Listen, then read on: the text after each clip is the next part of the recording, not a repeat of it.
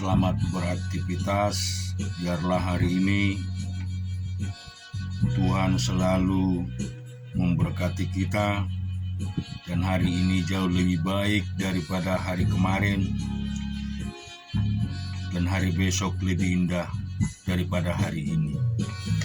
Kita renungkan firman Tuhan terambil dari pasal 48 di Yeremia. Demikian mengenai Moab, beginilah firman Tuhan semesta alam, Allah Israel, celakalah Nebo, sebab kota itu sudah dibinasakan. Kiriataim telah menjadi malu dan direbut. Kota benteng itu menjadi malu dan terkejut. Lenyaplah sudah kemegahan Moab. Di Hesbon orang merencanakan malapetaka terhadapnya. Marilah kita melenyapkan sebagai bangsa. Juga engkau, hai Madmen, akan dibungkamkan. Engkau akan dikejar-kejar pedang. Dengarlah teriakan dari Horonaim. Kebinasaan, kehancuran besar. Moab telah hancur lebur. Kedengaran orang berteriak sampai ke Zoar. Sungguh orang mendaki pendakian Luhit sambil menangis. Sungguh di jalan turun ke Horonaim, orang mendengar teriak karena ditimpa bencana.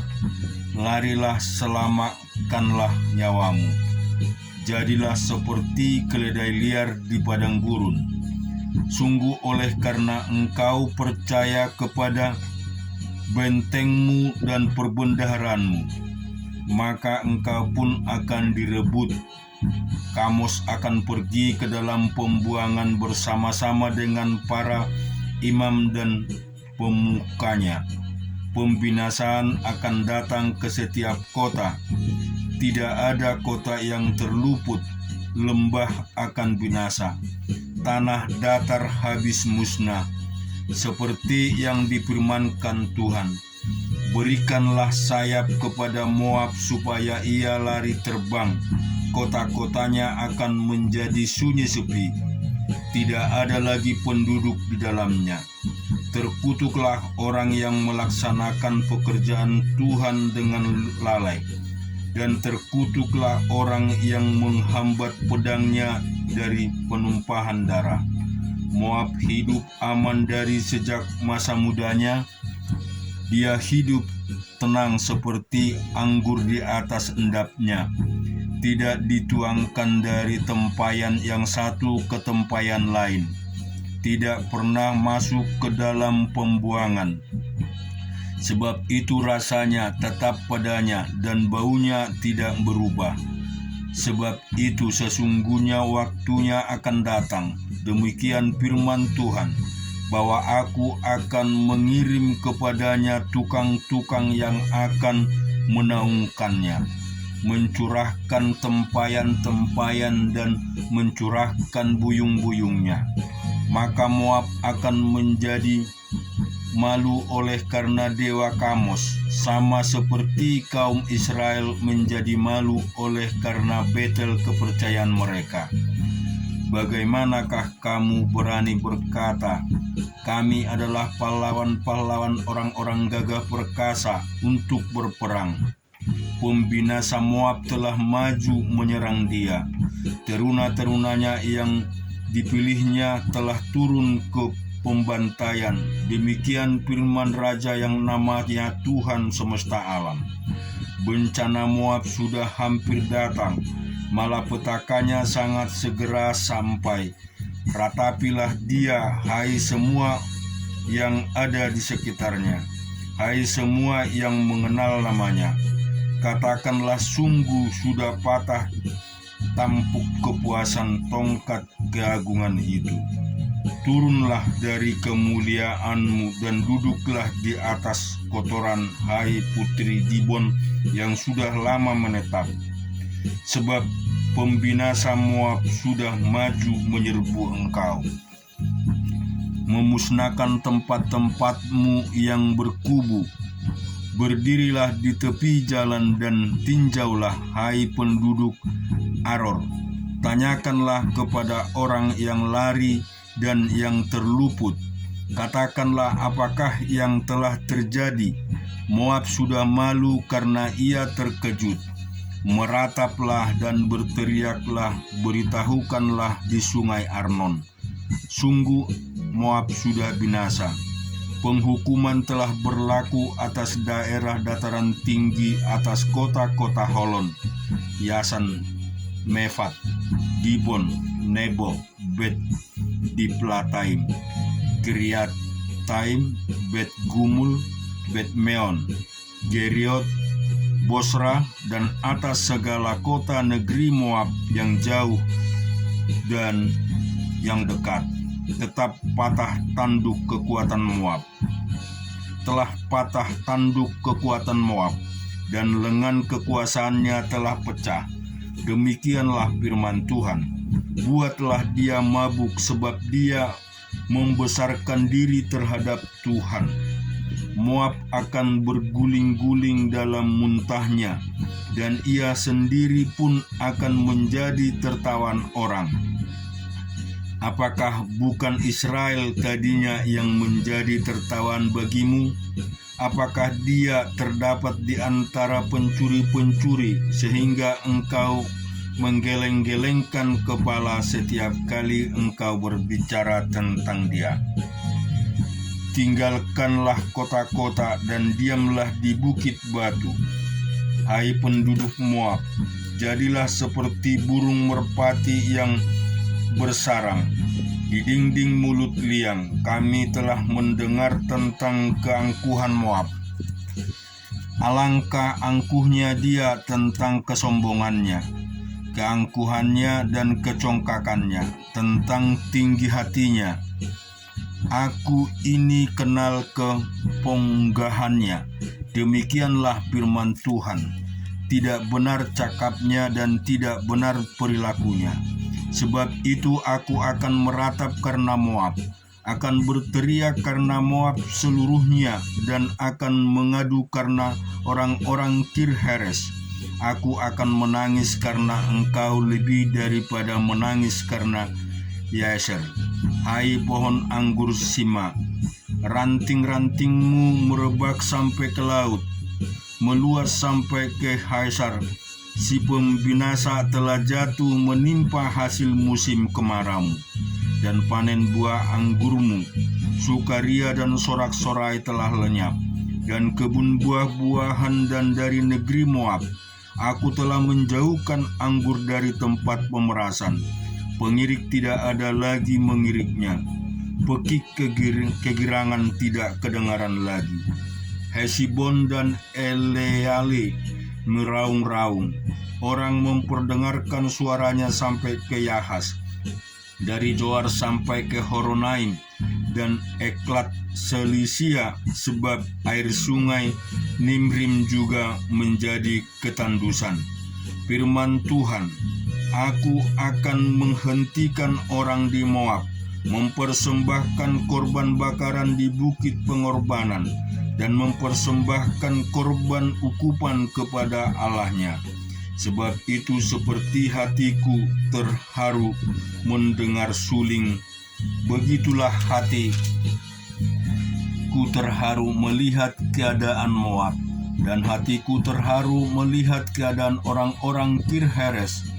Bukankah sudah hilang segala harta yang mereka tumpuk?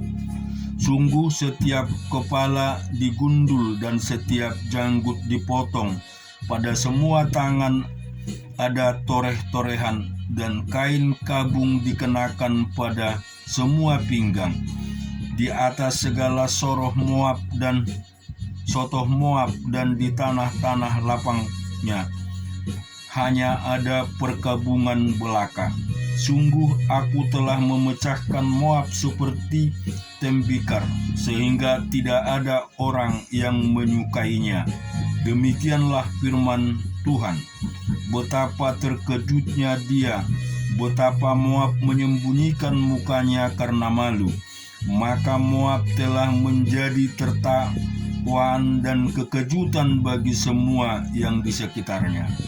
Sebab beginilah firman Tuhan, sesungguhnya ia datang melayang seperti burung raja wali dan mengembangkan sayapnya ke atas Moab. Kota-kota direbut, kubu-kubu pertahanan dirampas. Hati para pahlawan Moab pada waktu itu akan seperti hati perempuan yang sakit beranak. Moab akan musnah sebagai bangsa, sebab ia membesarkan diri terhadap Tuhan. Kejut dan pelubang dan jerat baginya.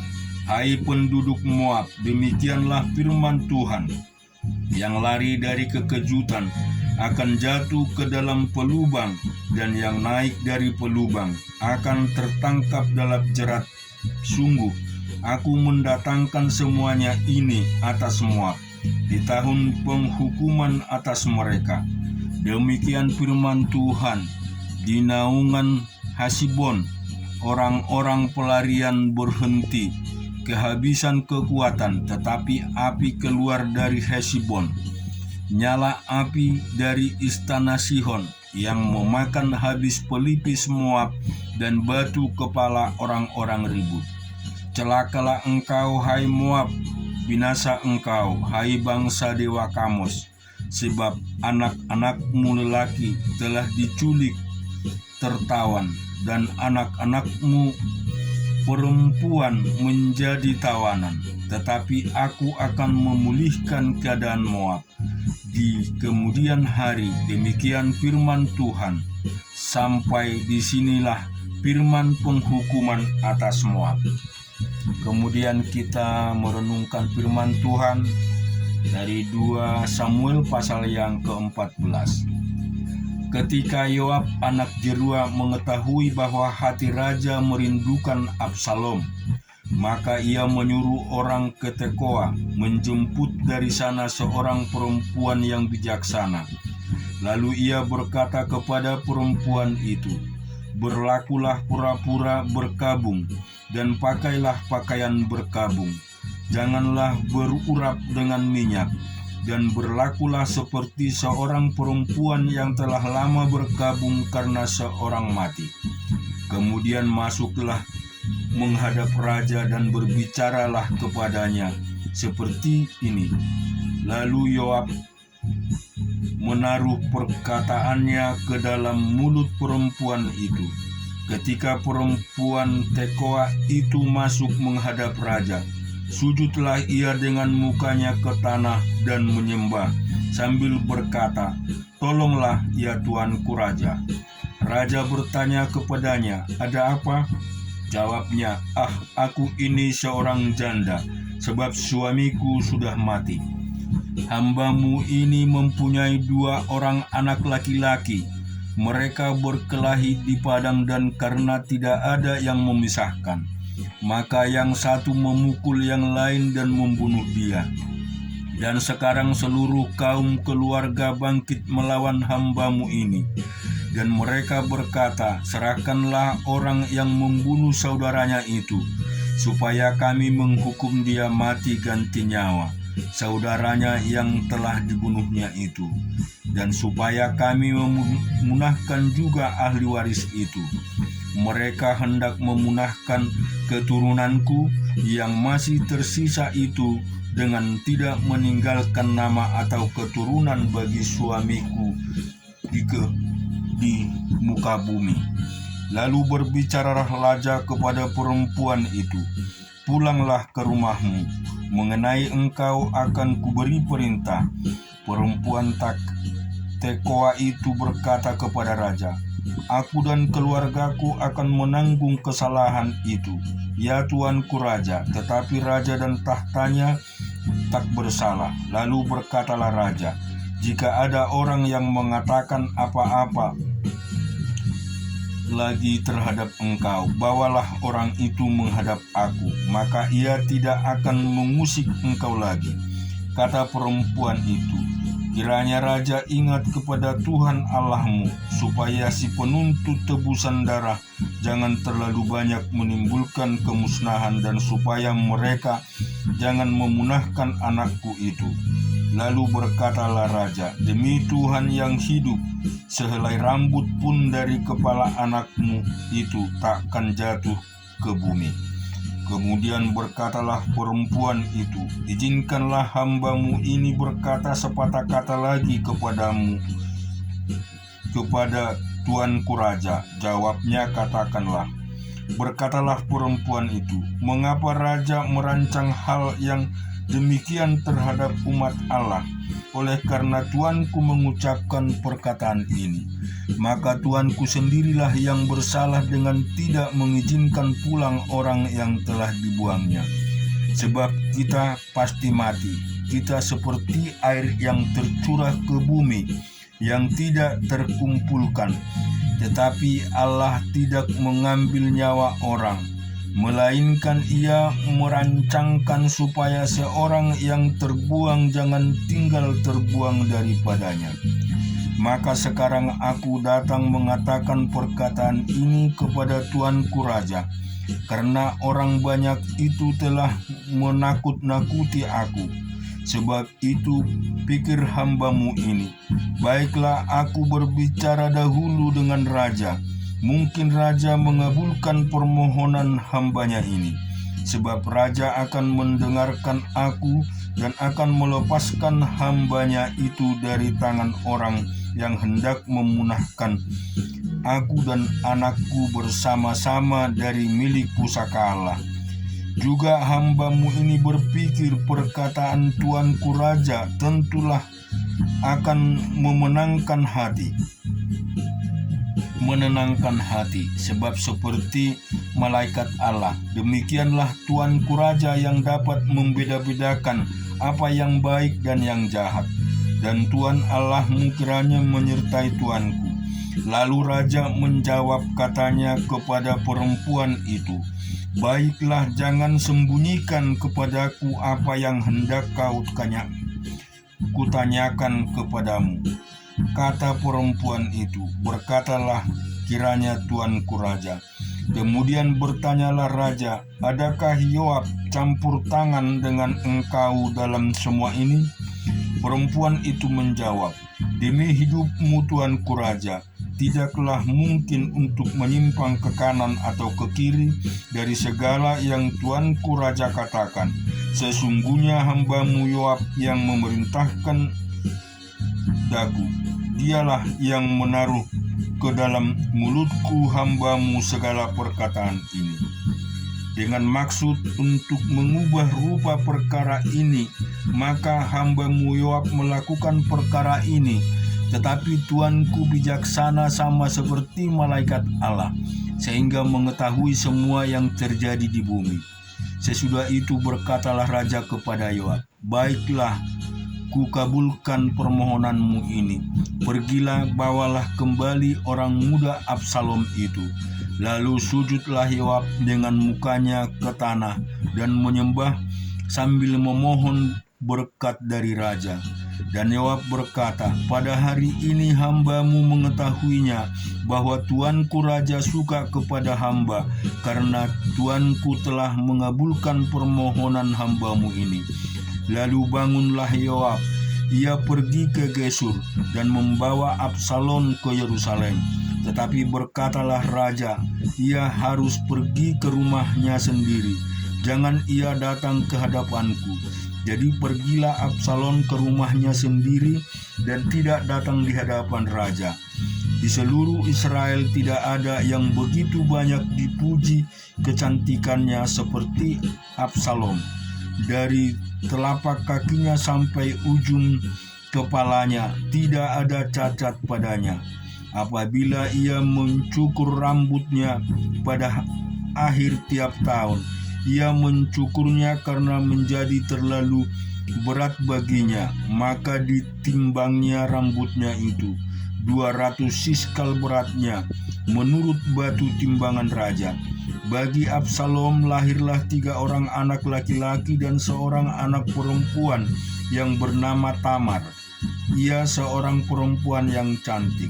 Setelah Absalom diam di Yerusalem genap 2 tahun lamanya dengan tidak datang ke hadapan raja, maka Absalom menyuruh memanggil Yoab untuk diutus kepada raja.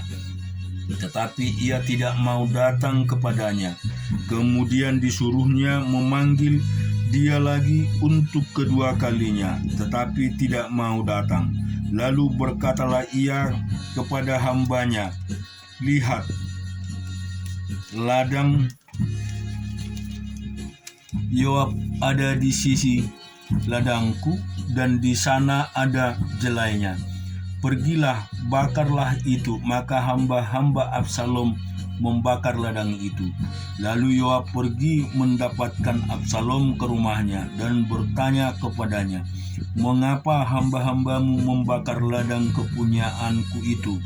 Jawab Absalom kepada Yoab, "Ya, aku telah menyuruh orang kepadamu, mengatakan, 'Datanglah kemari, supaya aku mengutus engkau kepada raja untuk mengatakan, apa gunanya aku datang dari Gesur? Lebih baik aku masih tinggal di sana.' Maka sekarang aku mau datang ke hadapan raja. Jika aku bersalah, biarlah ia menghukum aku mati." Kemudian masuklah Yoab menghadap raja dan memberitahukan hal itu kepadanya. Raja memanggil Absalom dan ia masuk menghadap raja, lalu sujud ke hadapan raja dengan mukanya ke tanah. Lalu raja mencium Absalom.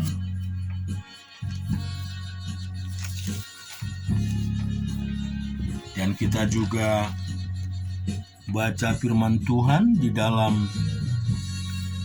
Yehezkiel pasal yang keempat. "Engkau anak manusia, ambillah sebuah batu bata, letakkanlah di hadapanmu dan ukirlah di atasnya sebuah kota, yaitu Yerusalem. Ukirlah kota itu dalam keadaan terkepung. Dirikan sebuah benteng pengepung. Timbun pula tanah menjadi tembok pengepungan. Tempatkan perkemahan tentara dan susun alat-alat pendobrak sekelilingnya kota itu. Lalu ambillah sebidang besi dan dirikanlah itu di antaramu, dengan kota itu menjadi dinding besi. Kemudian tunjukkanlah wajahmu ke arah kota itu, sehingga kota itu dalam keadaan terkepung, dan engkau yang mengepung dia. Inilah menjadi lambang bagi kaum Israel. Berbaringlah engkau pada sisi kirimu, dan aku akan menanggungkan hukuman kaum Israel atasmu. Berapa hari engkau berbaring demikian, selama itulah engkau menanggung hukuman mereka. Beginilah aku tentukan bagimu berapa tahun hukuman kaum Israel. Sekian harilah engkau menanggung hukuman mereka, yaitu 390 hari. Kalau engkau sudah mengakhiri waktu ini, berbaringlah engkau untuk kedua kalinya, tetapi pada sisi kananmu, dan tanggunglah hukuman kaum Yehuda 40 hari lamanya. Aku menentukan bagimu 1 hari untuk 1 tahun. Tunjukkanlah wajahmu kepada pengepungan Yerusalem, dan kepalkanlah tinjumu kepadanya, dan berbuatlah melawan kota itu. Lihat, aku akan mengingatkan engkau dengan tali, sehingga engkau tidak dapat berbalik dari sisi yang satu ke sisi yang lain, sampai engkau mengakhiri waktu pengepunganmu itu. Selanjutnya ambillah gandum jelai, kacang merah besar, kacang merah kecil, jawan dan sekoi, dan taruhlah dalam 1 periuk, dan masaklah itu menjadi roti bagimu. Itulah makananmu selama engkau berbaring pada sisimu, yaitu 390 hari, dan makananmu yang harus kau makan akan ditentukan timbangannya, yakni 20 siskal 1 hari. Makanlah itu pada waktu-waktu tertentu. Air minum pun bagimu akan ditentukan 1/6 hin banyaknya. Minumlah itu pada waktu-waktu tertentu. Makanlah roti itu seperti roti jelai yang bundar, dan engkau harus membakarnya di atas kotoran manusia yang sudah kering di hadapan mereka. Selanjutnya Tuhan berfirman, Aku akan membuang orang Israel ke tengah-tengah bangsa-bangsa, dan demikian mereka akan memakan rotinya najis di sana. Maka kujawab, Aduh Tuhan Allah, sesungguhnya aku tak pernah dinajiskan, dan dari masa muda sampai sekarang tak pernah aku makan bangkai atau sisa bangsa binatang buas. Lagi pula tak pernah masuk ke mulutku ini daging yang sudah basi. Lalu firman-Nya kepadaku, Lihat, kalau begitu aku mengizinkan engkau memakai kotoran lembu ganti kotoran manusia, dan bakarlah rotimu di atasnya. Sesudah itu ia berfirman kepadaku, Hai anak manusia, sesungguhnya aku akan memusnahkan persediaan makanan di Yerusalem, dan mereka akan memakan roti yang tertentu timbangannya, dan hatinya cemas. Juga mereka akan meminum air dalam ukuran terbatas dengan hati yang gundah gulana, dengan maksud supaya mereka kekurangan makanan dan minuman dan air, semuanya menjadi gundah gulana, sehingga mereka hancur di dalam hukumannya. Dan kita juga baca di 2 Korintus pasal yang ke-6. Sebagai teman-teman sekerja, kami menasihatkan kamu supaya kamu jangan membuat menjadi sia-sia kasih karunia Allah yang telah kamu terima. Sebab Allah berfirman, pada waktu aku berkenan, aku akan mendengarkan engkau, dan pada hari aku menyelamatkan, aku akan menolong engkau. Sesungguhnya waktu ini adalah waktu perkenan itu. Sesungguhnya hari ini adalah hari penyelamatan itu. Dalam hal apapun kami tidak memberi sebab orang tersandung, supaya pelayanan kami jangan sampai dicela. Sebaliknya, dalam segala hal kami menunjukkan bahwa kami adalah pelayan Allah, yaitu dalam menahan dengan penuh kesabaran, dalam penderitaan, kesesakan, dan kesukaran, dalam menanggung dera, dalam penjara dan kerusuhan, dalam